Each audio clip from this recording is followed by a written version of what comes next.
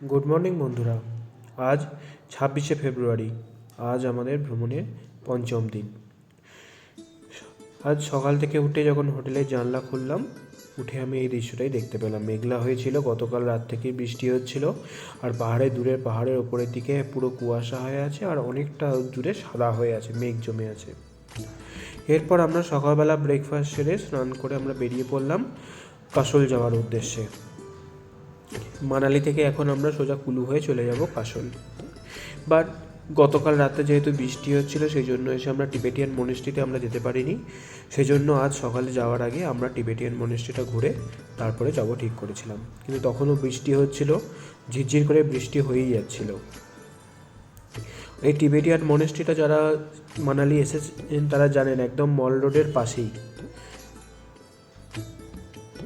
এই টিবেটিয়ান মনেস্ট্রিটায় আমরা খানিকক্ষণ থেকে ছবি তুলে এটাকে একবার দেখে নিয়ে তারপর আমরা বেরোলাম।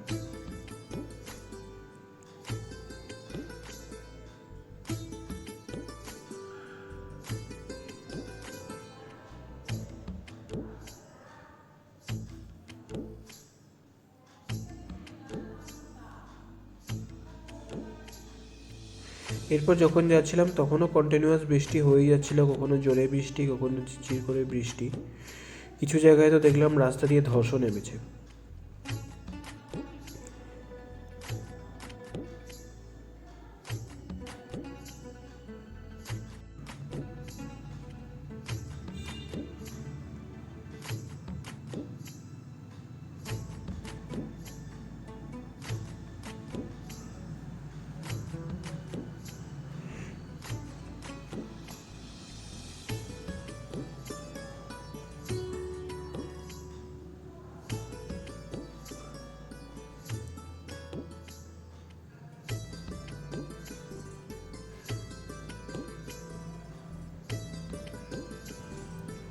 আজকে জার্নিটা অতটা বড় না হলেও যেতে তা অনেকটাই টাইম লাগবে।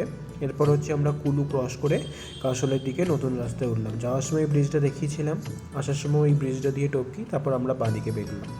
দেখুন চারদিকে অ্যাপ্রিকট গাছ আর অ্যাপেল গাছের কি সুন্দর ফুল এসছে, কি সুন্দর দেখতে লাগছে। এদিকে কাসলের রাস্তা খুব একটা ভালো না। আমরা আগে যেমন রাস্তাগুলো দিয়ে গিয়েছিলাম তখন রাস্তাগুলো খুব সুন্দর ছিল। এদিকে পার্বতী রিভারের পাশ দিয়ে যাওয়ার সময় রাস্তাগুলো একেবারেই খারাপ। আধা জায়গা পিচ উঠে গেছে, আধা জায়গায় রাস্তার উপর পাথর পড়ে আছে। আর এই জায়গাগুলোকে দেখলেই বোঝা যায় খুবই আইসোলেটেড অফবিট প্লেস। সেই জন্যই খুব কম লোকেই এদিকে আসে, ফলে এদিককার অতটা ঠিকঠাক হয় না। এদিকে পাহাড়ে ধসটাও মনে হয় একটা বেশিই নামে।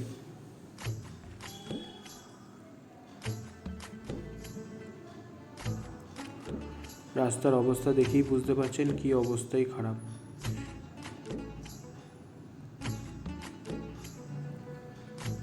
এদিকে মাঝে মাঝে যখন নদীর বাঁকের কাছে গাড়িগুলো আসছিল, দূর থেকে নদীটাকে সমেত দেখতে খুব সুন্দর লাগছিল।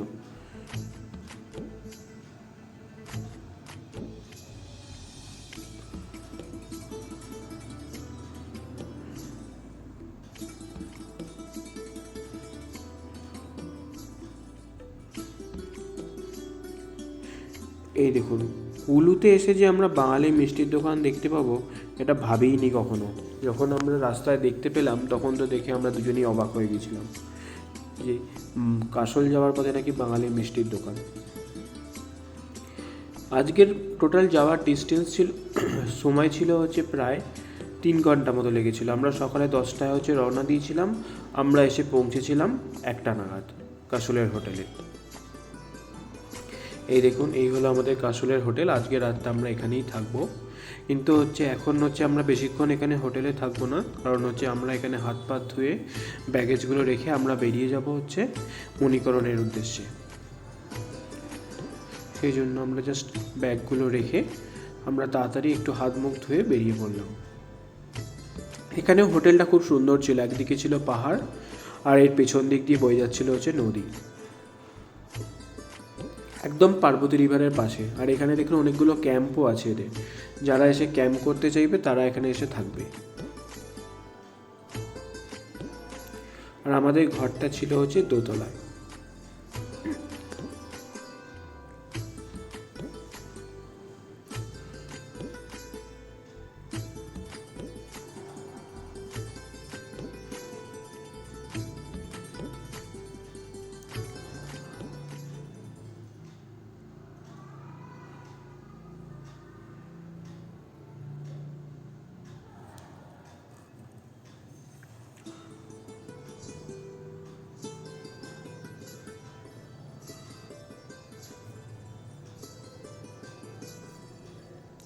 এরপর আমরা হোটেল ছেড়ে বেরিয়ে পড়লাম মণিকরণের উদ্দেশ্যে। প্রথমে ভেবেছিলাম লাঞ্চটা করে তারপর মণিকরণ যাব, কিন্তু এতটাই ট্রাফিক ছিল, তারপর দেখে ভাবলাম অলরেডি তখন আর 2:30 বেজে গেছিলো, ফলে আমরা দেরি না করে সোজা চলে গেছিলাম মণিকরণে।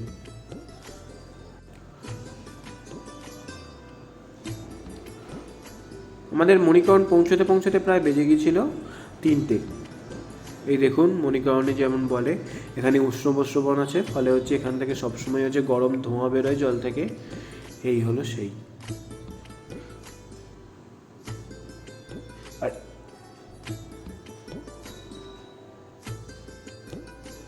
এবার হচ্ছে চলুন আপনাদেরকে নিয়ে চলে যাই গুরুদ্বারার ভেতরে।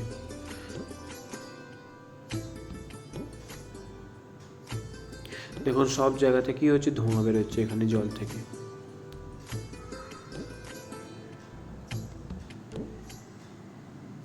আর এখানে একটা স্নান করার জায়গা আছে, সেখানেও সেরকমভাবেই গরম জল বেরোচ্ছে। দেখুন এই ঠান্ডার মধ্যে সবাই স্নান করছিল।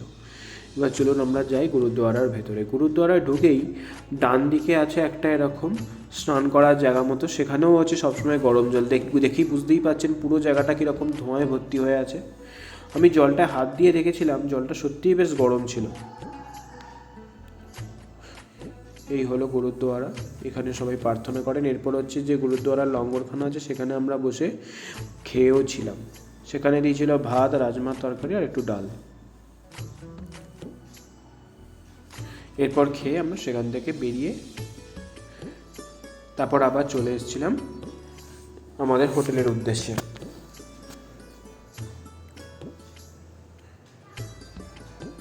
এখানে আসার পরে রাস্তাটা এতটাই সরু যে এখানে দুটো গাড়ির জায়গায় যদি একটা বড় বাস বা লরি এসে যায়, তাহলে সেখান দিয়ে 2 নম্বর গাড়ির আর কোনো জায়গা থাকবে না।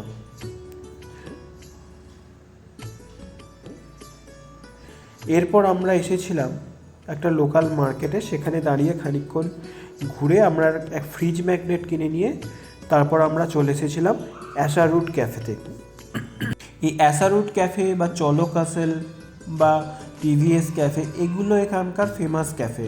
ফেমাস এই কারণেই, কারণ একদম পার্বতী রিভারের পাশে খুব সুন্দর ভিউ, খুব দেখতে খুব সুন্দর লাগে। ইনফ্যাক্ট আপনারা এখানে এসে ক্যাম্পিংও করতে পারেন। তাহলে এখান থেকে খুব সুন্দর জায়গা। এখানে এসে আমরা খানিকক্ষণ সময় কাটিয়ে একটা হট চকলেট আর একটু পাস্তা খেয়ে তারপর আমরা ফিরে গিয়েছিলাম আমাদের হোটেলে। কারণ আজকে সেভাবে লাঞ্চ হয়নি, ফলে ওই জন্য এসে আমরা হালকা ফুলকা কিছু খেয়ে নিয়ে তারপর ফিরে গিয়েছিলাম।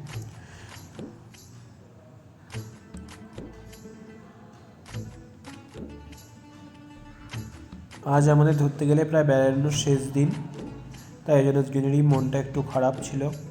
প্লাস এতদিন দেখার আনন্দে আমরা এতটা ট্রাভেল করেছিলাম, কষ্ট হয়নি, কিন্তু আজ খুব একটা ট্রাভেল না করলেও আজ খুব উইক হয়েছিলাম। এই দেখুন হোটেলের এটা হচ্ছে সিঁড়ি, এই সিঁড়ি দিয়ে উঠে আমাদের ঘরটা হচ্ছে ডান দিকে, আর এটা হলো ওদের ডাইনিংয়ের জায়গা, এখানে আমরা রাত্রে খেয়েছিলাম। ভিডিওটা ভালো লেগে থাকলে একটা লাইক কমেন্ট করে দেবেন। Thank you.